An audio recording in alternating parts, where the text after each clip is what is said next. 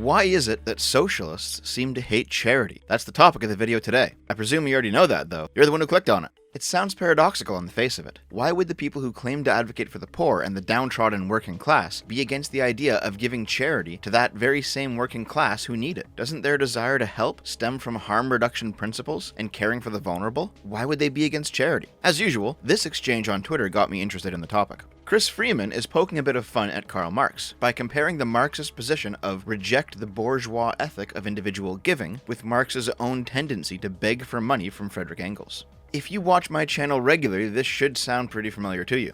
In an earlier video, where I dug down into the idea that socialists are mad against God for the crime of being, a quote of Jordan Peterson's, we discovered that what motivates socialists isn't actually a love of the poor. At the end of the video, I read to you letters from Heinrich Marx, Karl Marx's father, who chastised him repeatedly for ignoring his family unless he needed money from them. Many Marxists follow in his footsteps, from his lifelong depression, to his tendency to manipulate others, to his constant mooching off of everybody around him. Where it was once his dad, it later became Engels, which is what Freeman is poking fun at. But check out this reply. What you read is solidarity, not charity. This is stressed by many leftists, but you weren't paying attention. You'll find that slogan, solidarity, not charity, all over socialist spaces when it comes to talking about helping the poor. London's Young Communist League. Last weekend, we did another food bank collection for Hackney Food Bank. Members of the public donated a huge amount of food again, and a great amount of support for us was shown. Solidarity, not charity. The Christian Socialists. At some point, churches are going to have to unlearn how they practice charity so they can learn how to practice solidarity. Community Food Centers Canada. A single meal or 100 meals will not solve the hunger crisis. What we need is not charity, but solidarity. So let's ask the question, what is the difference between charity and solidarity?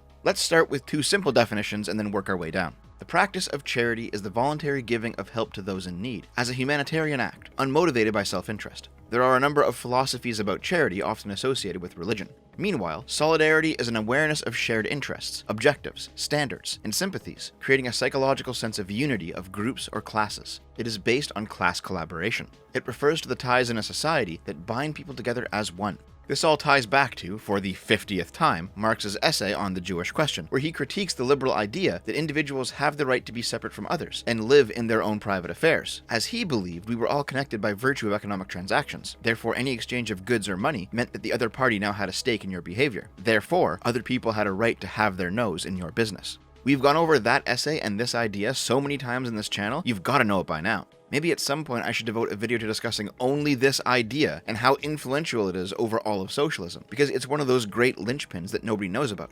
Upon it rests not only charity not solidarity, but also Gramsci's idea that all cultural products must be subverted to a socialist goal, or the justification of theft and collective ownership, or the idea that compromise with the capitalist system will end with the absorption of the compromiser into capitalism, or really, the rejection of all things liberalistic and individualistic.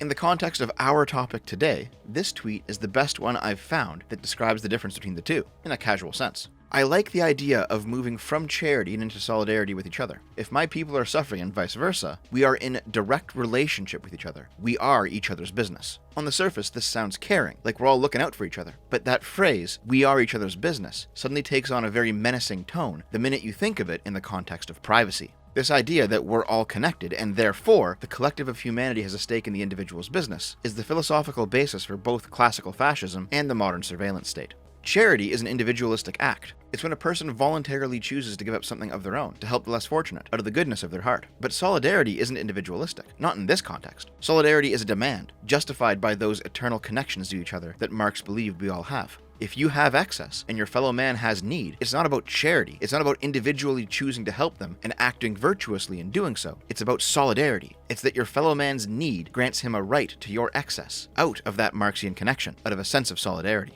And this is how the more mainstream of socialism views charity. This isn't just some Twitter nonsense. People who perform charitable acts might be good, or maybe they're just trying to maintain their own station. It doesn't matter in the end. Charity, even with the best of intentions, perpetuates capitalism, and so socialists oppose it. Here's how. On this topic, Marx wrote, "The social principles of Christianity preach the necessity of a ruling and an oppressed class, and all they have for the latter is the pious wish that the former will be charitable. The social principles of Christianity transfer the counselor's adjustment of all infamies to heaven, and thus justify the further existence of those infamies on earth. The social principles of Christianity declare all vile acts of the oppressors against the oppressed to be the just punishment of original sin. The social principles of Christianity preach cowardice, self-contempt, abasement, submission, dejection. In a word, all the qualities of riffraff. And the proletariat, not wishing to be treated as riffraff, needs its courage, its self-reliance, its pride, and its sense of independence more than its bread. The social principles of Christianity are sneakish, and the proletariat is revolutionary. Similarly, Engels also wrote, "The English bourgeoisie is charitable out of self-interest. It gives nothing outright, but regards its gifts as a business matter, makes a bargain with the poor, saying, if I spend this much upon benevolent institutions, I thereby purchase the right not to be troubled any further, and you are bound thereby to stay in your dusky holes, and not to irritate my tender nerves by exposing your misery. You shall despair as before, but you shall despair unseen. This I require, this I purchase, with my subscription of £20 for the infamy."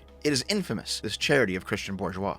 It's not just old socialists either. Benjamin Shepard, professor at the University of New York, wrote the paper Community Practice as Social Activism, From Direct Action to Direct Services, where he defines the phrase mutual aid as people giving what they can and getting what they need, which is quite similar to Marx's from each according to his ability to each according to his needs. Dean Spade, a socialist trans-revolutionary, meaning he's both personally trans and his revolution is trans, and law professor at Seattle University, wrote a 12-page paper on the topic too. Solidarity, not charity. Mutual aid for mobilization and survival. And honestly, I could quote any line in that paper to get my point across. Mutual aid is a more specific term for what socialists want to replace charity, though it's also older than it sounds. Kropotkin defined mutual aid as the idea that cooperation within a species is more important to its evolution than competition, and that those instinctive feelings of solidarity towards each other, what we would call nowadays as in-group preference, is the basis for mutual aid. Kropotkin's view was that an alternative economic system would have to be anti-capitalist and anti-hierarchy, and would have to distribute goods through a decentralized network of voluntary associations, and also must fulfill the needs of everybody involved. It's not hard to see how all this is bullshit, right? Like, yeah, that one paper from Spade points out various mutual aid efforts like the Black Panthers, and how they actually manage to collectively come together and help each other materially when necessary. And there's dozens of other examples like that. It's not like these structures can't work, they absolutely can. Do you help your family and friends when they're in a rough spot? Sure, of course. Same with church groups and clubs and on-campus organizations and unions and whatever else. People are absolutely willing to help others they know, but that's just charity with a different word. When it becomes solidarity instead of charity, when it becomes mutual aid, that's when you're helping people you don't know as if you know them. Not that you help them a little bit, like you're giving to the poor, but that you help them a lot because you know them personally. You help them as if they are close to you when they are not. And for most people, that's a hard sell. This is why Marxist ideas in practice always involve force, because give what you can and get what you need sounds nice on paper until you realize that it has no defense against the free rider problem. The idea that some people will simply take and not give back under the pretense of needing much and not being able to give anything at all. At that point, either the system collapses or the people in power begin to use oppressive methods to ensure that the voluntary giving continues. I want to make it perfectly clear here, I'm not against the idea of mutual aid. If you've got some collective organization that you give your time to and help the poor with, more power to you. I've done it a few times myself. But when people are explicitly rejecting charity in favor of mutual aid, despite the obvious practical overlap between the two, they're sending a message that giving what is yours out of the kindness of your heart is not enough, because what is yours, you stole, and the poor have a right to it. In giving, you are not being a good person, you are rectifying a wrong you committed. It's not good, it's the baseline. I know at least a few people from DGG also watch my content. Post in the comments if you do. You guys remember this debate, right? Leftist jumps in to debate and gatekeep Destiny from IRL activism. This was in the context of Destiny using his platform to assist in canvassing efforts for the mayoral race in his hometown of Omaha, despite having moved away to LA. And an anarcho-communist who was still back in Omaha was extremely angry about his involvement for a bunch of different reasons. But listen to some of the rhetoric that this guy uses. You don't think that any of the churches, you don't think that any of the church communities around Omaha are involved in helping in any of the local soup kitchens or involved in helping? It's fucking transactional. It's transactional. So wow. So it really. Do you think that when a person, I'm super curious in your opinion. Do you think that when a person is getting a meal to eat that they otherwise wouldn't in a city like Omaha, do you think they care if the organization giving it to them is doing it for some transaction with God or something? No, we're not talking about the person receiving aid. We're talking about the people that are giving the aid. Who cares about the people that are giving the aid as long as they're doing it? When I was volunteering for high school, I don't remember anybody turning down a meal that we served or turning down a sandwich that we handed out because it was compulsory. I'm saying that your charity that you were doing was charity. It was given from the top down. Did the community request that your church come out and give them food? Or did they just request food? So then why do you have to make it a transactional approach? I guess like the way that I look at it at the end of the day, Yeah, we might just have different values. At the end of the day, for me, the more people that are getting fed, the better. How much money have you spent on your efforts to mobilize voters, or whatever it is you call? Whatever you When want. the other three major candidates running in this race want to publish all their figures, I mean, I'll publish mine, but I don't see why I need to answer that question. I'm asking about what you have spent. I don't know why. I don't know why I need to answer that question. What's the implication? How much food that could have provided? Do you really think it's like one-to-one like that? Do you think that no money can be spent on political advocacy if there's like a hungry person? Or you don't think that there might be more money that could be spent getting somebody in office that might be able to address these problems rather than just buying a meal for somebody? I think we're better off not fucking waiting for you fucking libs to tie your fucking shoes and get on the streets and do the fucking work.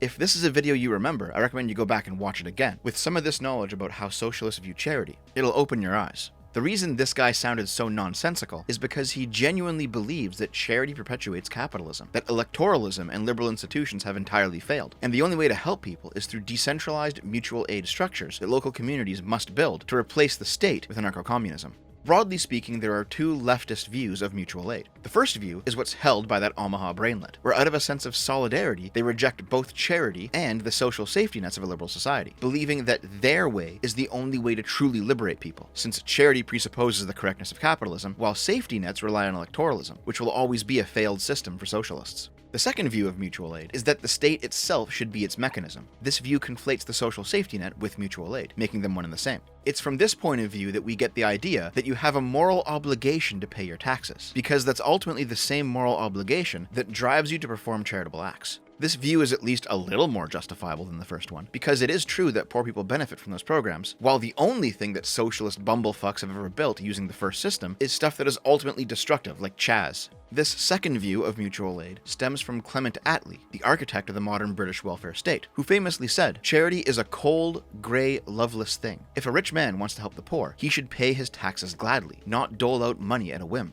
The problem with this point of view, though, is that it implies the government is responsible for feeding, clothing, and housing you. And it's not. You are. Imagine thinking that charity, given from one person to another, from the kindness of their heart, is cold, grey, and loveless, especially compared to a vast impersonal bureaucracy run by government employees who only need to do the barest of the minimum to keep their job. This doesn't mean that I'm against the idea of the welfare state, but I do see it for what it is. It's not some grand moral project to which we should swear our undying allegiance to. It's a practical solution to a real-world problem. We should not love our governments the way we love our families, even when governments do good work. And knowing that is what makes the UK's sacrifice for the good of the NHS rhetoric so eerie looking at it from the outside. The NHS isn't your mother, it's a bureaucracy. It might be a good system, even a necessary one, but it's not a person. Plus, imagine the moral implications of Attlee's statement. Yes, Engels said that some people use charity as a way to make themselves feel better about the state of the poor. They paid a few bucks and now they expect the poor to shut up. That's a fair criticism. But Attlee's statement creates an inverse situation. If taxation is the only avenue through which the rich can fulfill his duty to help the poor, then if a rich man has paid up all of his taxes and he sees a beggar on the street, he is now under no moral obligation to give him anything. He's already done his part, and charity is cold and impersonal besides. What further good is there in helping? It's a nonsense position. In fact, it seems to be the case that charity is superior, at least morally, specifically because it is done voluntarily. It's not done because the person who is giving is guilty, like with solidarity. It's not done as a part of building the post-capitalist utopia, like with mutual aid. And it's not done out of the threat of state retaliation, like with taxation. It could be done as a way to bolster the person's standing, sure, but there's still a moral component deep underneath that. Valuing being a person who does real charitable acts is not too far off from valuing doing real charitable acts, at least on some level. You could say no to donating, but the fact that you chose not to, that is where the extra moral content of charity exists that isn't present in these other methods of helping the poor. The virtue is in letting go of what is valuable so that others might be helped, not holding on to it for your own selfish reasons, nor having it demanded from you by somebody who is self-righteous. I've said many times in this channel that socialism is just institutionalized theft. If you live in a society where it's normal to point at whoever has more than you and call them a capitalist oppressor, a counter-revolutionary, a bourgeois, a kulak, and then use those labels as moral justification to steal from them, the people living in that society will train each other to belittle and hate and use their own victimization. Eventually, society becomes a constant struggle of selfishness, where everybody owns everything collectively, so why not just take everything you see? You already own it. But charity begets compassion. To see a person suffering, to watch as their suffering is alleviated by a simple random act of kindness. It's hard to hate a person you have compassion for. It's hard to take from others when you know how they feel. But it's easy to hate them and take from them if you feel like you've been victimized by them. Charity's got its problems. Engels' critique was at least kinda correct. But like with all other socialist critiques, as they discover and describe real problems, their solutions make things a million times worse. We should have a social safety net, and we should have mutual aid organizations, but we also should have charity. If anybody on the left ever tells you that charity is bad, it's a pretty good sign that they don't actually give a shit about the people they claim to advocate for, beyond using them as pawns.